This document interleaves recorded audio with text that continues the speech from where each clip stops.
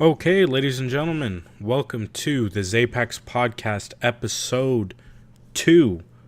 In today's episode, this is going to be a solo podcast. I am going to talk about last week's playoff picks. I went 2 for 2. I'll tell you who I picked to win, who I picked to lose.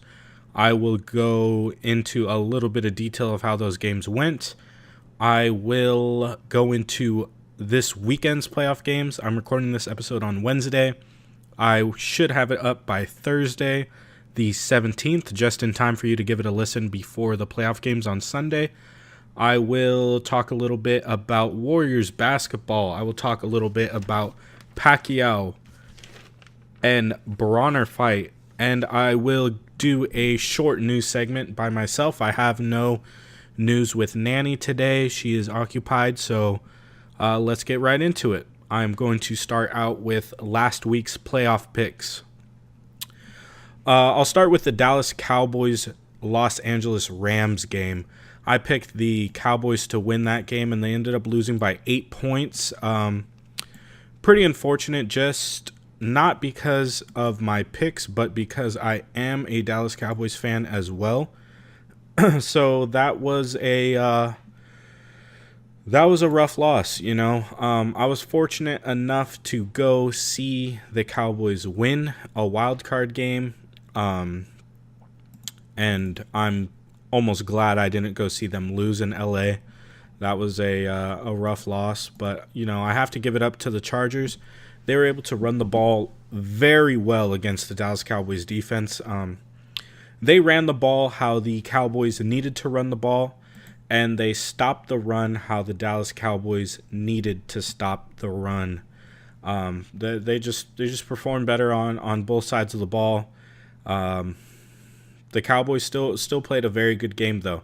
They started the season at 3-5, and you know, they made it into the second round of the playoffs. So I'm a little upset, not so much anymore, but I'm looking forward to next year. This is a young, talented group, and I think they'll be playoff contenders for a very long time if this core stays together and stays healthy. That was the Rams and Cowboys game. Like I said, I picked the Cowboys.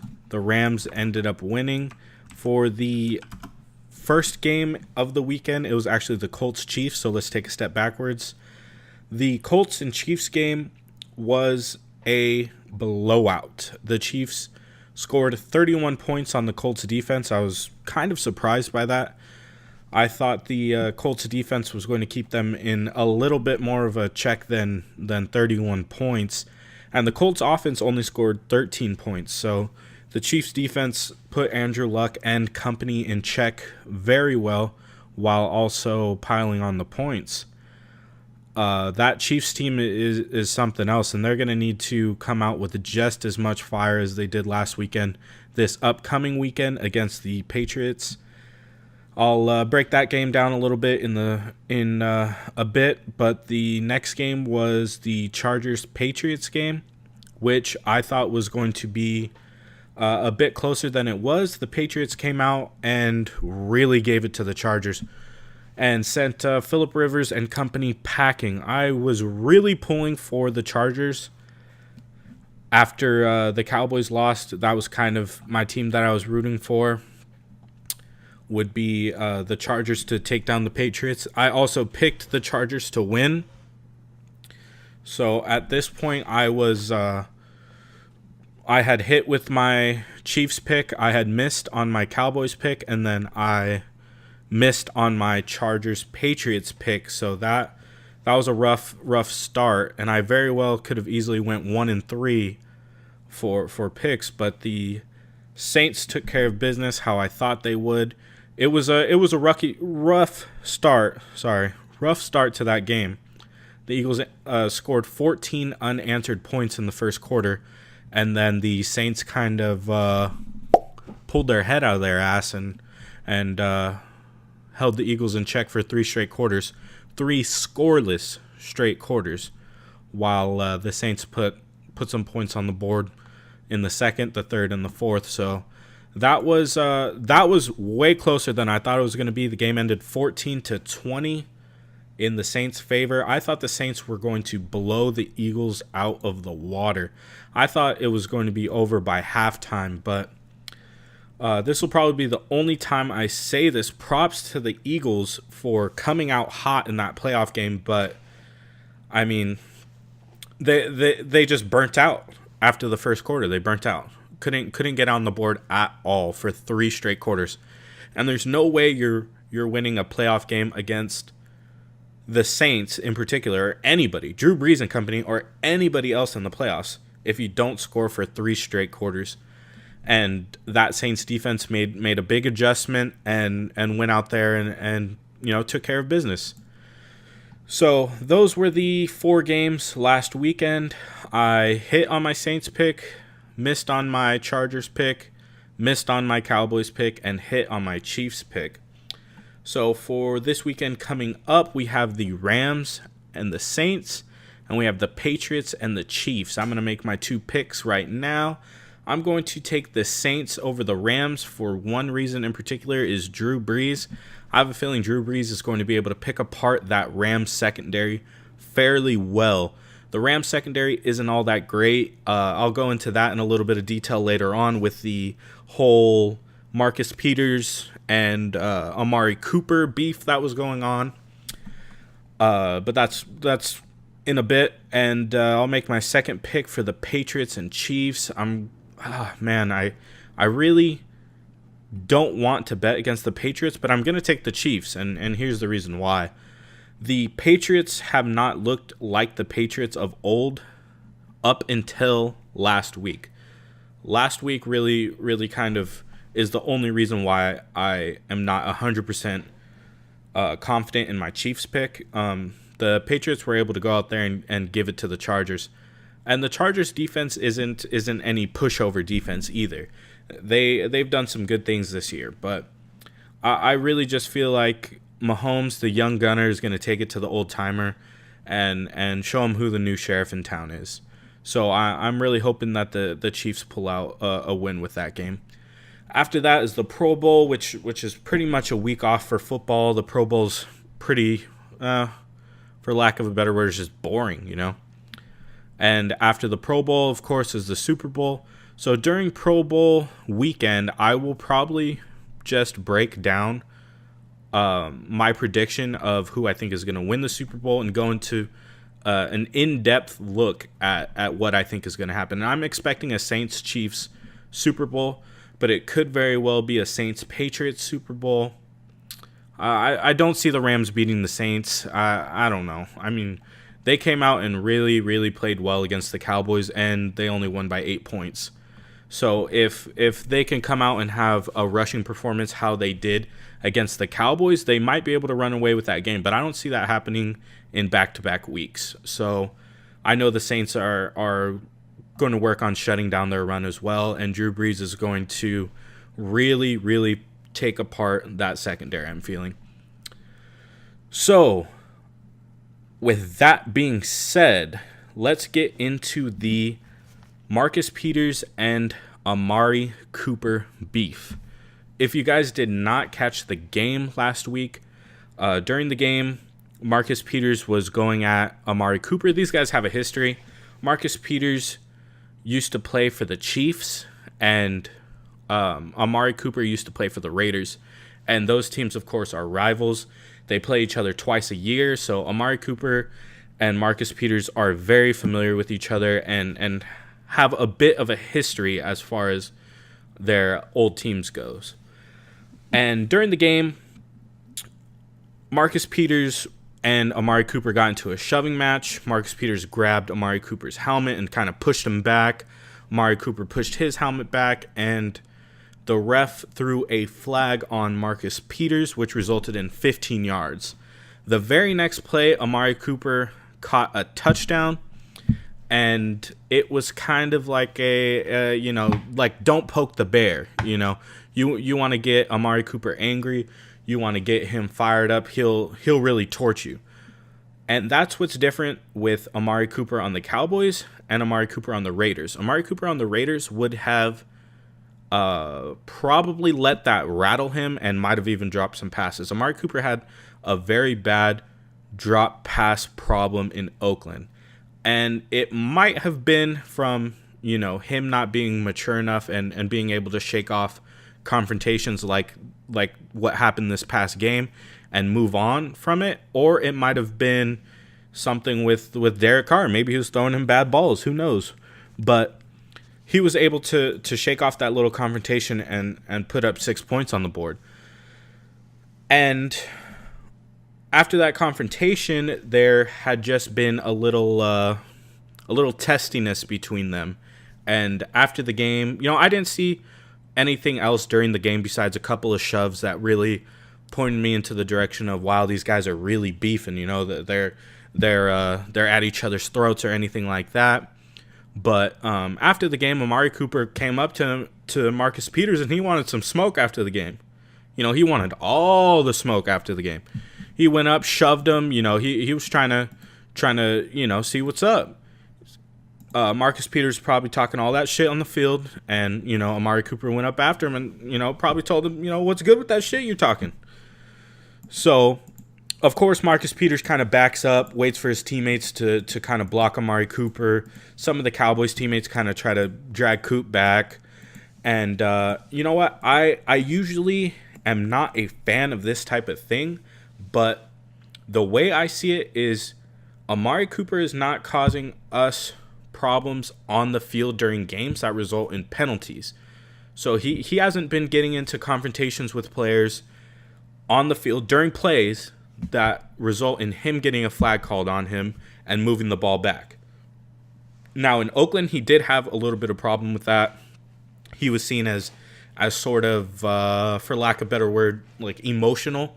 If someone was getting under his skin, he'd let them get to him, But one thing that I've seen him develop and sort of improve on is his ability to keep things on the field during the play and drop it after the play is over. And he'll hurt you the very next play. He'll make you look dumb if he wants to make you look dumb with his route running. He's a very good route runner. But with that being said, after he pushed him, after the game was over, they go back into the locker rooms. Of course, loudmouth Marcus Peters wants to run his mouth to the reporters, say he shut down Cooper, that Aqib Talib shut him down as well, and that he didn't do shit, and that he was choking him out during the shoving match, and he couldn't do shit, and he was crying for his mommy. This is not direct quotes, but this is pretty close to what he was saying in the article. I'm not going to say direct quote because I'm not reading it directly off of paper or anything, but this is almost word for word what he was saying. And I just want to touch on a few things. First of all, Marcus Peters. And he also said that's the reason why Oakland dropped him, is because he was soft, basically. First of all, Marcus Peters, why did the Chiefs get rid of you? Okay? The Raiders got rid of Amari Cooper for a first-round draft pick. That was Amari Cooper's value to them, was one first-round draft pick. Let's look back and see what the Chiefs traded you for. They traded you for a 2018 fourth-round draft pick. 4th-round draft pick. And a 2019 second-round draft pick. So that's 2 picks in 2 years. So they didn't see a problem with not getting anything back for you immediately. That's not a very high value, is a 2018 fourth and a 2019 second. I mean, it's not terrible value for a trade, but it's definitely not a first-round draft pick value. I mean, there's a reason why people...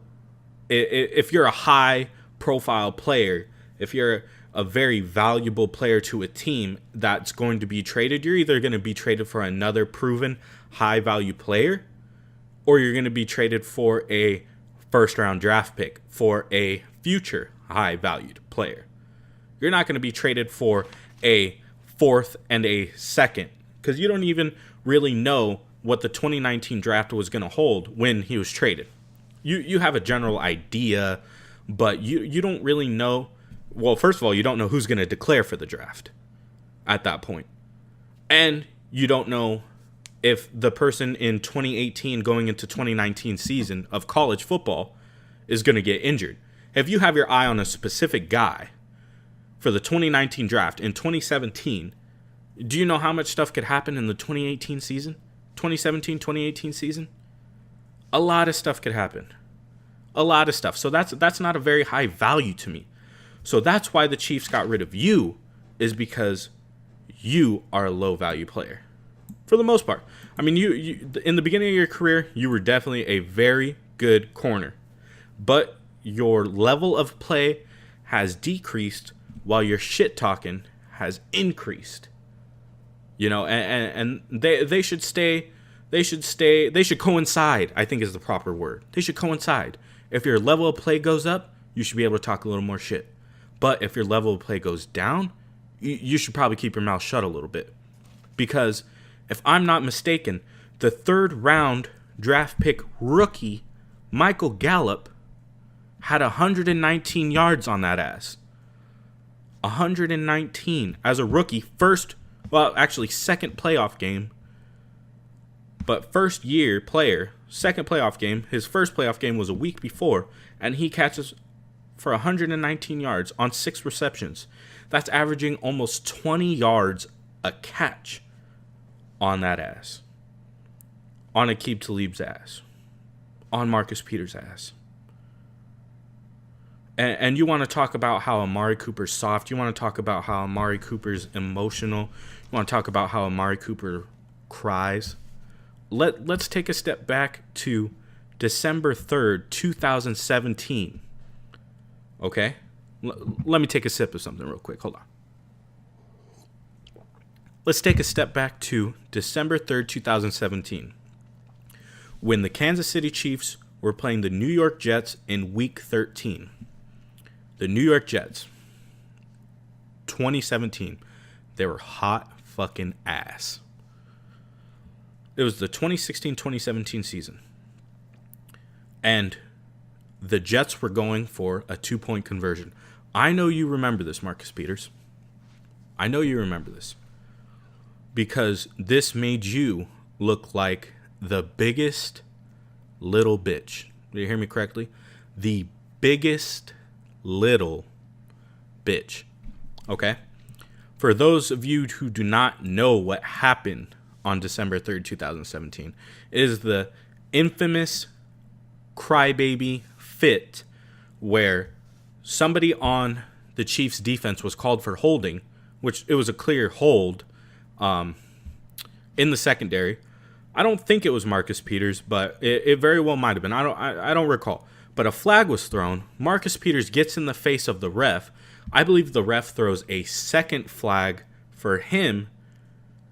And then Marcus Peters picks up said flag and throws it into the crowd, which then I believe triggers a third flag. And mind you, this was a close game. I believe this happened in the middle to end of the 4th quarter. So this is crunch time where your team really can't be affording 1 flag, let alone 2 flags, let alone 3 flags. And if I remember correctly, I believe he might have been ejected from the game after that antic. But the Jets go on to win that game 38-31. I mean, that goes to say that, I mean, the Jets have been hot trash for years, okay? And they beat the Chiefs 38-31 in the 2016-2017 season. So that goes to show you, A, how far the Chiefs have come, and B, that they're really not that far away from being a low-tier team. Patrick Mahomes came in and changed that team for the better by miles. By miles. There's no debate. And this man, Marcus Peters, threw one of the biggest NFL hissy fits and costed his team potentially a win. I mean, it was a meaningless win. in the grander scheme of things, but this man has no room to be talking about being soft, being emotional, or anything along those topics. This dude is notorious for getting into fights with people on the field when he was on the Chiefs. But when he was on the Chiefs in his early stages of his career, he was putting up the numbers. He was getting interceptions. He was doing his job on the field. But now that, like I said, now that his level of play has gone down a bit, it outweighs his bad outweighs his good right now with his on the field antics, penalties, getting into confrontations, and now saying stuff like this in the locker room to the reporters. I have no respect for it, but hey, that's me. That's enough for this clown. He's gotten too much attention as it is. And the last thing I'll say is I really hope Drew Brees lights that ass up. I really do. And I really have nothing against Aqib Talib, but you were speaking for him. It seemed like, you were throwing his name in the conversation as well. So just for that, I hope Drew Brees lights both of you guys up. Old man Talib and Marcus Peters. And I hope he throws for 500 yards against you guys and makes you look stupid. So that's the end of that. Let's segue straight into Warriors basketball, okay? The Golden State Warriors played the Denver Nuggets last night, and it was a great game. Great game for the Warriors. Not so hot for the Denver Nuggets. The Denver Nuggets kept it close for off and on. Actually, they kept it pretty close off and on. But one thing that stood out to me during the game, besides the Warriors scoring 51 in the first quarter, yeah, you heard that correctly, 51 points in one quarter of basketball, was this little chart that they put up on the screen during the game that it was only up for a few seconds, so you might have missed it, but let me recap what it said.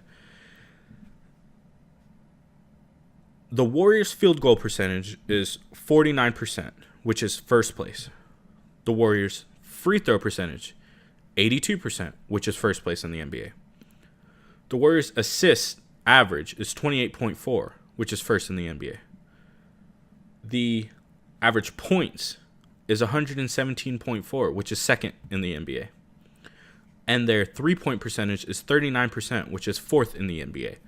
So you have, going down the chart, first, second, fourth. So when you have a team playing this well rounded across the board, I'm looking forward to playoffs, because regular season doesn't really mean all that much to me, and it shouldn't mean all that much to a lot of people. And I know these sports reporters and these talk shows like to get really hyped when teams play the Warriors very close or when teams beat the Warriors during the regular season. But I'm looking long game, big picture type shit right now. Playoffs, championships, finals, those types of things are what I'm looking at right now. And I do not see a team being able to beat the Golden State Warriors in a 7-game series, 5-game series, anything. I might even go as far as saying I think the Warriors might sweep the playoffs and the finals. The Lakers haven't turned out to be what they thought they were going to be, or everyone else thought they were going to be. I don't even think everyone is really all that confident in the Lakers being something serious.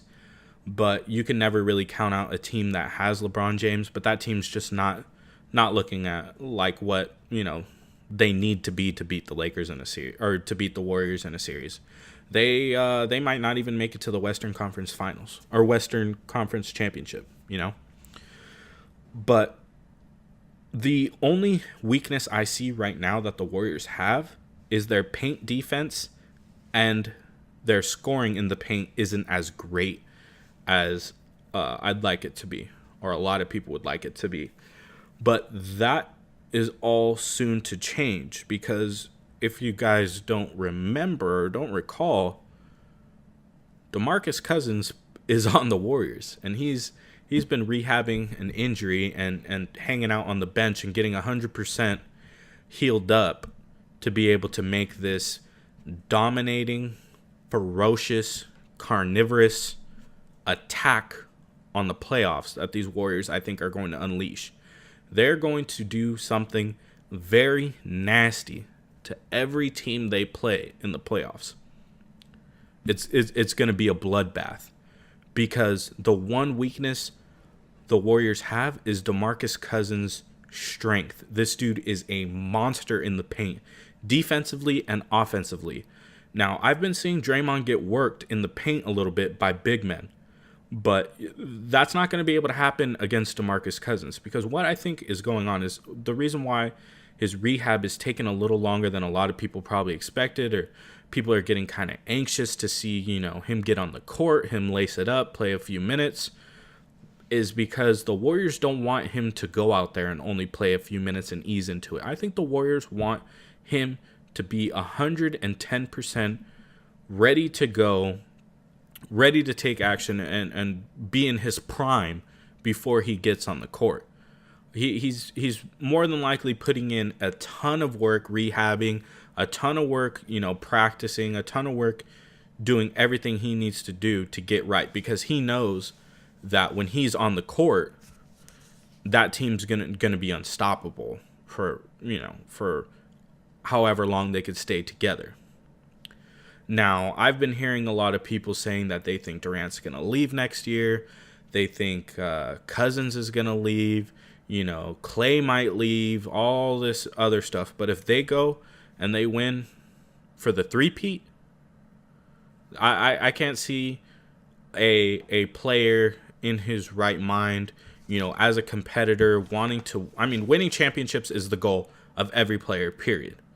You want to win a championship every year you go into, every season you go into. That is everybody's goal. Day one is to win a championship. I don't care if you're the worst team in the NBA or the best team in the NBA. You want to get to the championship and win it, no matter what. Why would a player, take himself out of the best position to win a championship, which would be on the Golden State Warriors at this point, and go somewhere else to essentially lose to the Warriors?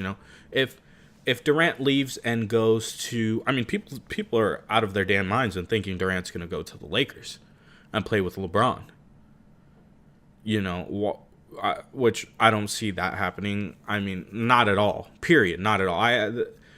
I think it would freaking snow in hell before that happened. So I don't see this team splitting up. I see DeMarcus Cousins coming back. I see them dominating for the playoffs, dominating for the finals, and then coming back next year and probably getting ready to do the same thing, but probably involving their young guys a little bit more into the game plan, kind of preparing for the next wave of Warriors, which is going to be a great team as well. They have a lot of good young talent on that team. But the Warriors lit it up last night. Scored 51 in the first quarter. They had 112 points at the end of the third. And at the end of the third, it was pretty much garbage time after that. They pretty much had the game wrapped up. The fourth quarter was pretty much garbage time. Didn't really even watch most of it, of the fourth, but, it was a great game. That was my little NBA take for today. As football winds down and ends, I'll be talking more about the NBA. I'll get a little bit more input from a few trusted people I know that have some really good basketball insight. I have a really good friend of mine, which is a Laker fan, so I'll be able to get into some good conversations with him as the season progresses and we get closer to the playoffs. I have a East Coast person that really knows East Coast basketball really well, so I'll be able to get some insight from him as well. But until then, we will wrap up football after the Super Bowl. After the Super Bowl, we'll get more into basketball as basketball progresses and we get ready for spring training. I'll transition into baseball as well. I'll be covering a lot of things San Francisco Giants, as well as the rest of baseball on this side. And then from there, we will pick up back football. I mean, in September. I'm looking forward to it as much as I possibly can. We'll go into the draft. There's a lot of good things to talk about during the draft. That'll be very exciting. Looking forward and looking a little bit closer into the future. This weekend we have a very good boxing match with Manny Pacquiao and Adrian Bonner, AB, all about billions. This is going to be a good fight, I believe. I think that it would have been a better fight a few years ago, but I mean, that's usually the case in boxing nowadays, is that you could almost say that about every fight that happens, is that it would have been better a few years ago, a few years earlier. But I'm going to give a slight advantage to Adrian Bonner because I think Pacquiao is, 39, 40, 41, somewhere around there in that ballpark. And I think he might come out a little slow. But if he doesn't, if Pacquiao comes out hot and looks like Pacquiao, I wouldn't be surprised with him winning that fight. But if he comes out a little slow, a little ring rust, I see Adrian Bonner, taking that off of him and possibly even knocking him out. So I really hope Pacquiao looks good and it's a good fight. I really don't see it being a dominating fight on either side unless Pacquiao looks really bad, which I highly doubt. I highly doubt that's the case. That will wrap up my sports talk for today. We're going to get into a little bit of news. I have some news on this LA teacher strike. I have some news on the TSA walkout. Somebody was able to get a gun on a plane. I have some international news. We're going to Bangkok, Thailand, and talking about their shit pollution there and what these guys are about to do. They're about to fly planes into the air to make it rain. So we'll get into that. We'll get into a little bit of sneaker talk, a little bit of Nike sneaker talk, and then we'll wrap up with El Chapo, the notorious El Chapo.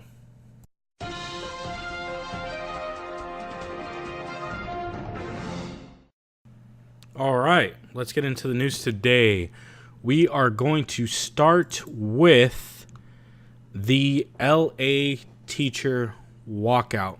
So the Los Angeles Unified School District is currently, the teachers from the Los Angeles Unified School District are currently having a walkout because they cannot agree on a contract for increased pay.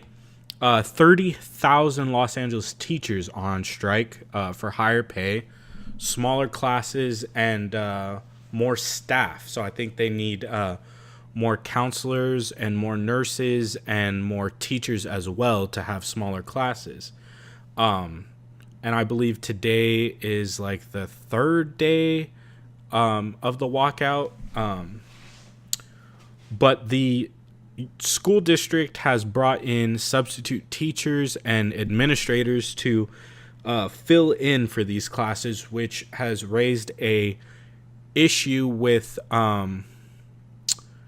about 62 to 62.5 thousand students with special needs that attend these LA Unified School District schools. So these 62,500 students that are in the special education programs are having issues with their classes because some of these students happen to be on the autism spectrum, and with that comes a lot of the time with a need for consistency. So they need a routine, a consistent routine, day in and day out, to stick to function comfortably in order for them to strive in certain environments. So that they need consistency. So with their teachers being out and them not being with the same teacher every day and being out of that routine has caused some issues with the parents and with the administration. The principals are having to do their best to try to accommodate for everybody. Since they don't have all the teachers in, they don't have the ability to keep the special education students in their normal small groups. They're having to integrate them into larger groups, which once again goes back to breaking the consistency and the routine that they're used to. And I was reading an article about it, and I found a very disgusting comment by this person that goes by Hawk321. Hawk321 said, "So it's a personal daycare. Why are we paying for your kids' one-on-one teaching while students that can actually get a job and support themselves are languishing in classes with 35 students? Imagine how small class sizes would be if they told this woman she's responsible for her own daycare costs. If your kid can't function without a personal teacher, they'll never graduate or support themselves. This isn't education, it's free daycare, and every real student suffers from the money drained by these decisions." So, this sick piece of shit, Hawk321, which didn't have a profile picture, I might add, and that says a lot about a person if they can't have a profile picture. So they probably know if they're to put their face on the internet, somebody would find out where they work, what city they're from, and they wouldn't want that information out there, to say the least.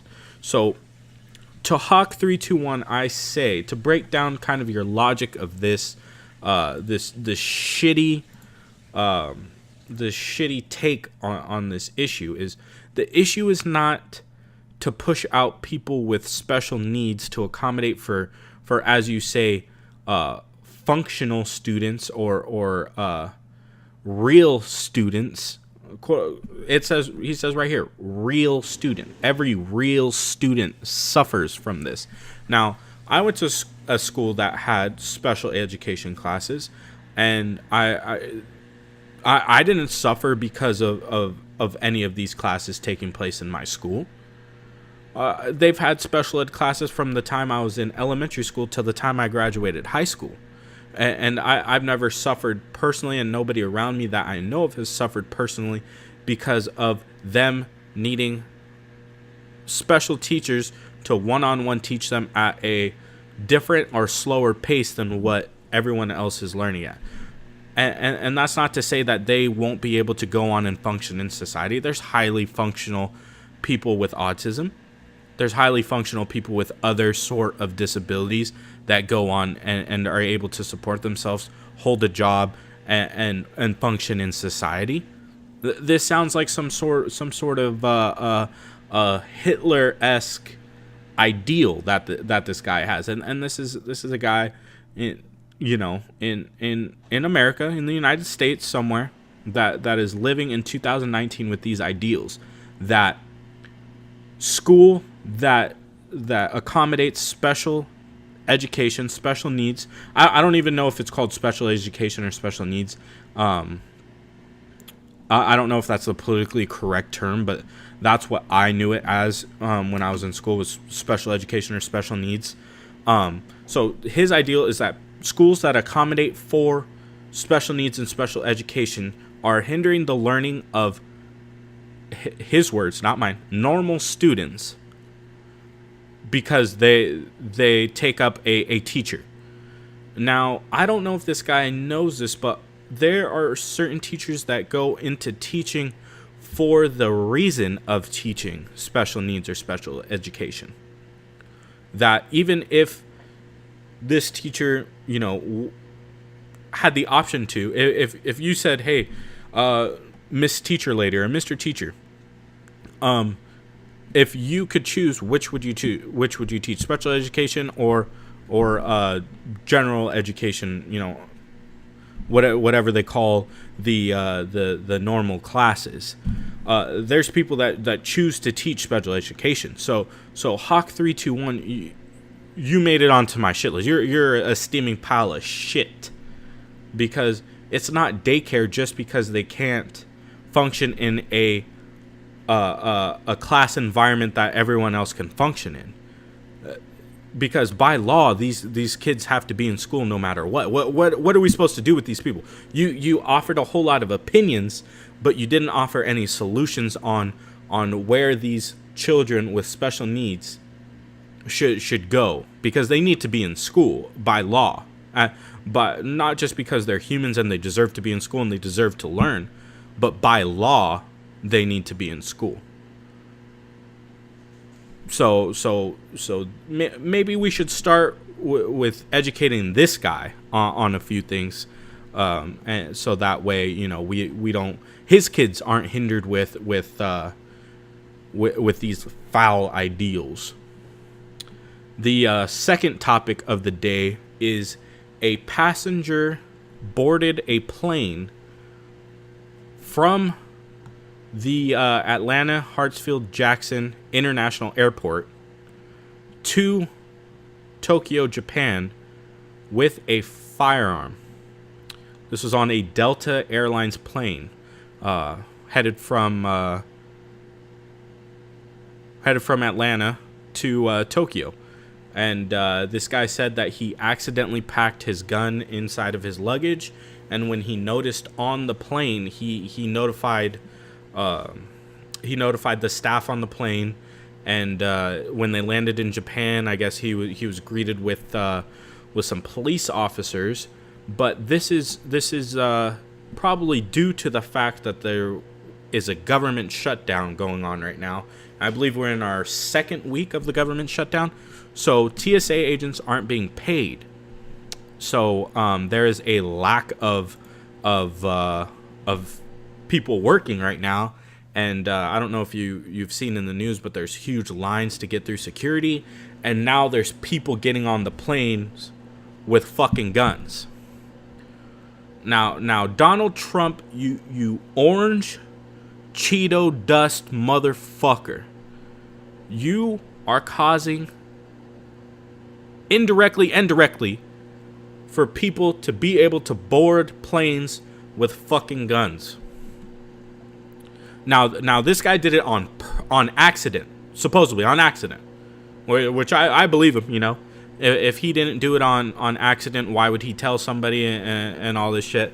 Now, I recently just went through TSA security for the first time, almost 2 weeks ago, and you know, I got stopped for randomly for extra screening.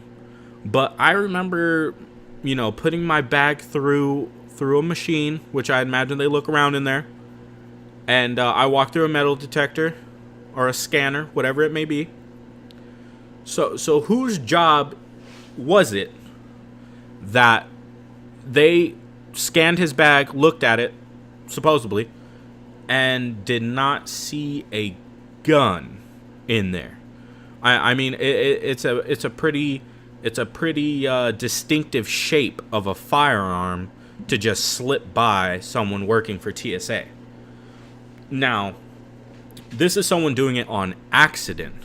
There are foul, miserable piece of shit people that would use this to their advantage to do very evil things to this country and to the people of this country. It's happened once before, and I know you guys all know what I'm talking about. So if this is happening on accident, imagine what somebody could do if they wanted to do something fucked up on purpose. And what is Donald Trump doing for? He's holding out for his wall, right? He's going to keep the shutdown going for his wall, for his little fence around his yard. That's fucking pathetic. Absolutely fucking pathetic. Now TSA issued a statement saying that this was not due to the shutdown, that it was just due to their standard procedures weren't followed at the time that this guy was let through security. So what does that mean? That means someone was working for TSA that did not follow the normal TSA guidelines.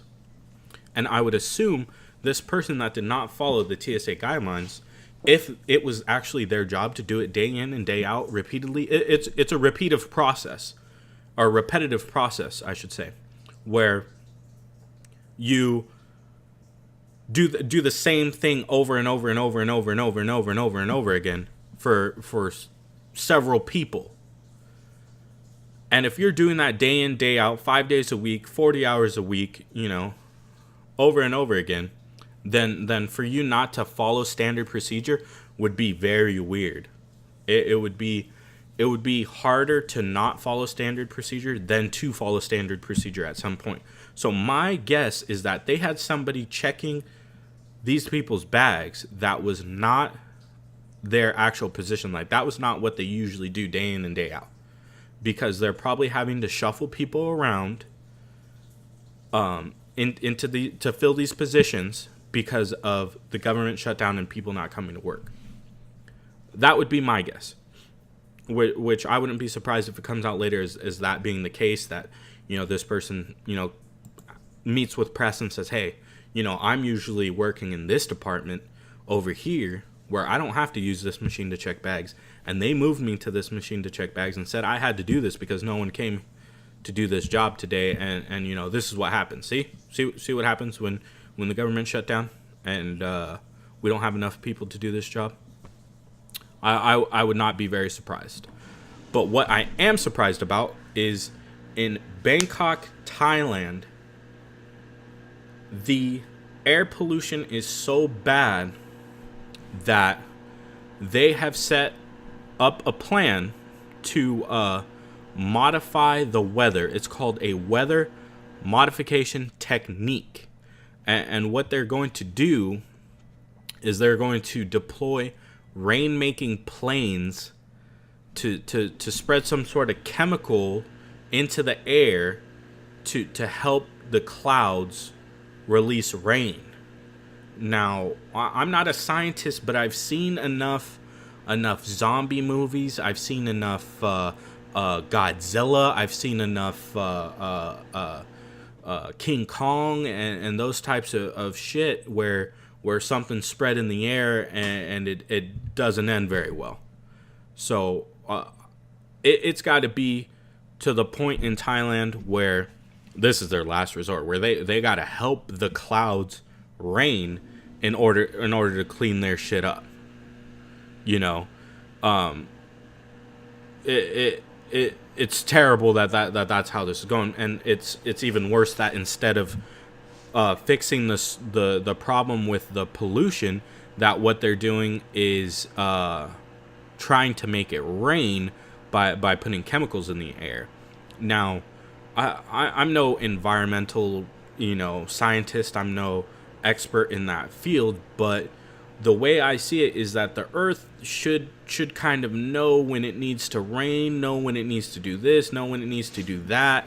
It knows when it needs to cool down, knows without human involvement. The earth doesn't need humans to make it rain. The earth doesn't need humans to make it hotter, to make it colder, to make it snow. But as humans, we've sort of adapted this God complex where we think we could fix everything and except for what we're doing. We want to fix the earth because the earth isn't doing something right. No, maybe Bangkok, Thailand needs to fix some of their pollution issues by I don't know, cutting off some of their burning, have clean energy. Those are just some ideas off the top of my head, and I'm no fucking genius, But I don't think flying planes above the clouds and spreading, chemicals into them to help it rain or to make it rain it is probably a good solution. And they're saying that Bangkok is currently the 10th most polluted place in the world. It's up there with some of the cities in China. And the reason why they're so polluted is because of their exhaust pollution from their traffic, the burning of fields from farmers, and factories, which is not a surprise at all.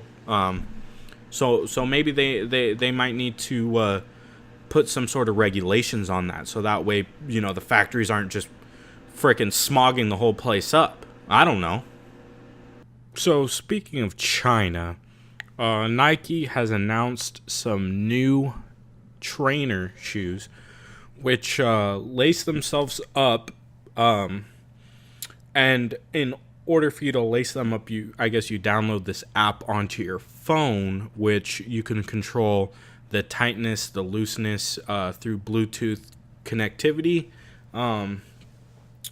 And I believe the shoes are releasing first in the UK. That's all I saw on the article, is that they're releasing on I think they released yesterday in the UK, or next week or something like that. You could probably order them in the United States, or they'll release in the United States sooner or later. But it might have just been worded weird in the UK, but all it gave was like prices for the UK and all that stuff. So I want to touch on this too. So this new Nike shoe is the battery on the shoe is supposed to last 10 to 14 days on a single full charge, and then I'd imagine you could probably turn it off and on when you're wearing it and when you're not. Maybe not, I don't know. But I think this is probably one of the stupidest ideas I've seen.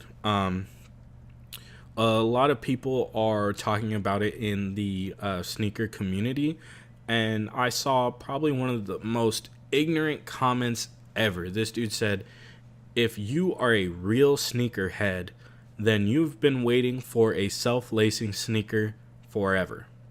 And I think quite the opposite. I mean, it's the laces for it are pretty set. Like, you can't really customize them, make them look a certain way. Whatever settings are on the phone is kind of what you have to rock with, and sometimes I like wearing my shoes a different way. I like loosening the laces a lot and not tying them and having sort of a relaxed look to them. And some shoes I prefer to tighten up all the way. Some shoes I tuck my laces in, some shoes I only lace to like the third or fourth loop, but to say something like, if you're a real sneakerhead, you've been waiting for this, is total shit. I mean, I don't think this is going to be a very successful thing that stays around for a while. These self-lacing things, I mean, the biggest draw to it was from the Nike Air Mags, which are the Back to the Future Nikes that are self-lacing. But that you only hit like a little button on the side and it would tighten to your liking or whatever. But this controlling it from an app on your phone thing is whack to me personally. Like, I don't know. Like, it's just a whack concept to me. It's pretty ass. You instead of just throwing your shoes on and tying them, or even simpler, throwing them on and touching a button on the side of the shoe to tighten them, you have to put your shoes on, grab your phone, open the app, make sure it's linked Bluetooth to your shoe. Like, it sounds like it's going to be a 10-minute process just to, even after your shoes are on, it's going to take about 10 minutes to do this shit, And what happens if your phone dies and your shoes are tight? Is there going to be some sort of quick release? Is there going to be some sort of method to tighten them without the phone synced up? It's just it's a gimmick concept by Nike, and these gimmick hype beast type things don't really they don't really appeal to me. There's nothing about this self-lacing shoe controlled by an app that jumps off the page to me and is like, wow, man, I need to go buy that shoe. I need to order it. I need to find out how to get my size in it.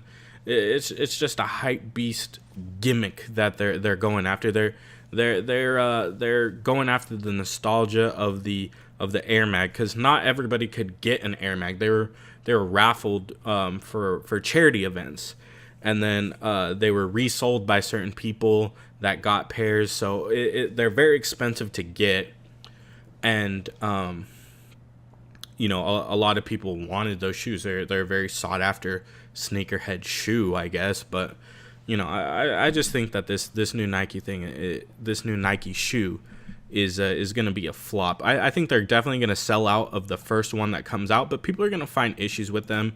That I don't think it's going to be as cool as people are making it out to be. But I guess we'll see. I'm not going to get a pair, but if I find someone that does get a pair, I'll do a review of them. I'll ask them some questions. Ask them some specific questions on the quick release stuff. I'll probably watch a few videos about them to see what people are saying. But so I'll keep you guys up to date on that whole thing. The last topic of the news segment that I wanted to get in today was about El Chapo. Joaquin Guzman, aka El Chapo, is gonna do some serious time, man. His right hand man, Alex Cifuentes, who was supposed to be his right hand man, a very close associate of El Chapo, testified in court against him recently, and he testified and said that El Chapo once paid the previous president of Mexico a $100 million bribe, which is not a surprise to me. That's not what surprises me about this whole thing. The thing that surprises me is the fact that this Cifuentes guy is testifying against El Chapo in court. This Cifuentes guy is also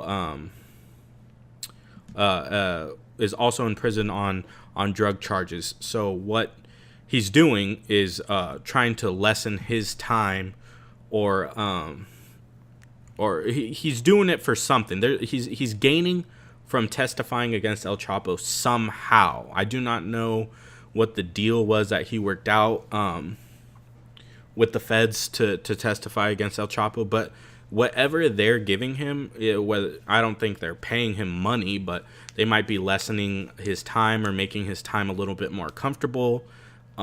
Whatever price they're giving him to testify against El Chapo is not going to be worth the repercussion of what happens after this. This is a dangerous man to testify against, especially in the way that he did in court in front of him. I mean, there's no he said, she said. El Chapo knows that this guy testified. Everybody knows that this guy testified now. So the backlash from this can be very, very severe, not just for this Cifuentes guy, but for his whole lineage. His family tree very well may be chopped down because of this testimony, and the only reason why I have something against it is because this guy is also a drug dealer. It's not like he was some innocent guy on the street that saw El Chapo bribe the president or happened to have some insider information. This guy is a drug dealer too. So with that comes some sort of a code of allegiance. If you get taken down, you go sit down and do your time by yourself. You knew what you were getting involved in. You knew the risk that it came with. You knew that eventually everyone that's a big time drug pin goes down. That's just the fact of the matter, that everyone that gets to that tier of drug dealing, of international drug smuggling, stuff like that, is going to get caught sooner or later. But this guy probably thought he was at the right level, at the right chain, right point in the chain where he wasn't too low to get chopped off and he wasn't too high to get chopped off. Well, he ended up getting taken down. And he is doing the number one no, in this type of situation is snitching on an associate of yours, a very close associate, for your own gain, whether it be less time, whether it be, some sort of protective custody for his family, whatever he worked out between him and the feds, it's not going to be worth what happens next, man. Like that's a slippery slope to slide down. Now, everyone in prison knows that you snitched. Everyone on the outside knows that you snitched. Everyone that's, had any sort of contact with your family. If you're in that sort of crime organization, chances are that your whole family was at one point around members of this crime organization. So they you have to think about everybody that you've ever invited to your house, everyone that's ever talked to your kids, everyone that's ever talked to your wife, everyone that's ever, if you happen to mention where your mom lives, where your dad lives, where your cousins, your brothers, your sisters, these people don't really play games about stuff like this, man. And it's going to be an unfortunate predicament if he ends up, unfortunate for him. I mean, I don't want to say I couldn't care less, but I mean, he was involved in the same stuff that El Chapo was, and he flipped. So you don't think they've offered El Chapo less time to snitch on other people? You don't think they've offered him, more comfortable sentence? You don't think they offered his family protection? You don't think they've offered him a whole bunch of other stuff and probably threatened him with stuff in order to get more information out of him? But have you heard of him snitching on anybody yet? I mean, it's not too late for him to flip, but have you heard of him snitching on anybody? I haven't, So if El Chapo kept it, stitch-lipped, and this guy's out here airing out his business while he was involved in the same stuff. Now, like I said earlier, I would feel bad for this Cifuentes dude if he was just some average Joe off the street that happened to see something and wanted to do the right thing. I would be able to sympathize with him a little bit, but with him being, organized crime member, cartel member, drug smuggler, probably killed a few people, I can't feel bad for him flipping on that, and I'll keep you guys updated on this, because this El Chapo case is probably going to have more developments as the trial continues, especially with this guy testifying. Who knows what's next, if he's going to testify something else, if they're going to bring more charges to the table.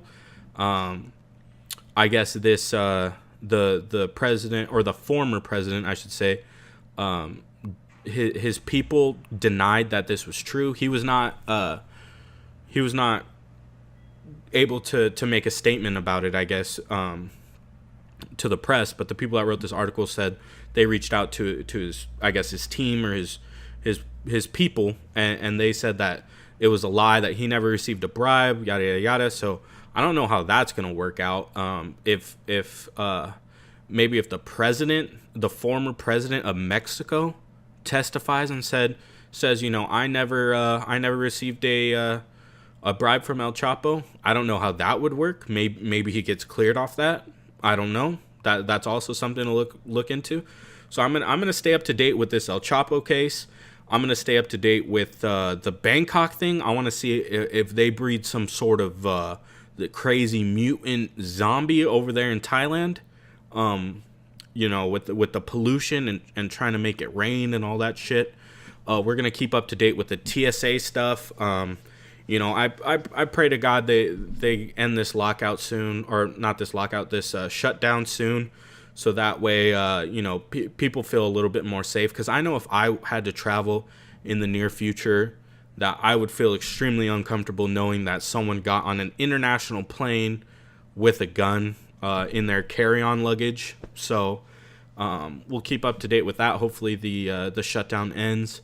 We'll keep up to date with the LA Unified School District teachers walkout, and hopefully they get a little bit of a better contract. But I actually found out that they make $75,000 a year on average. So I mean, I don't know, that's a lot of money.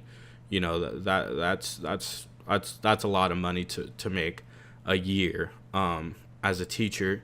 But they, you know, if they're having large classes, not enough teachers, all this other stuff, I don't think a higher salary would fix those issues. I think, you know, maybe the money that they would give to the teachers might go back into making more classrooms, hiring other teachers so that way they could fill those classrooms and even out the load a little bit. So maybe there's some sort of compromise they could come to. You know, half of what they're offering, half of what they're asking for a raise goes to them, and then the other half goes to improving the schools. You know, that might be a good alternative. Who knows? You know, maybe they need to get me down there and do a little bit of negotiating, you know, going back and forth from the teachers. Okay, the school district offered this. Nope. All right, go back to the school district. All right, the teacher said fuck that. You know, maybe they need to get me out there. Let me know. I'll fly out there. No, actually, fuck that. I'm not flying. I'll drive out there right now. This wraps up episode 2 of the ZaePaxx Podcast. I will see you guys early next week after the playoff games, after the Pacquiao fight, and I'll have another news segment for you guys, catch you guys up with what's going on. Thank you for listening.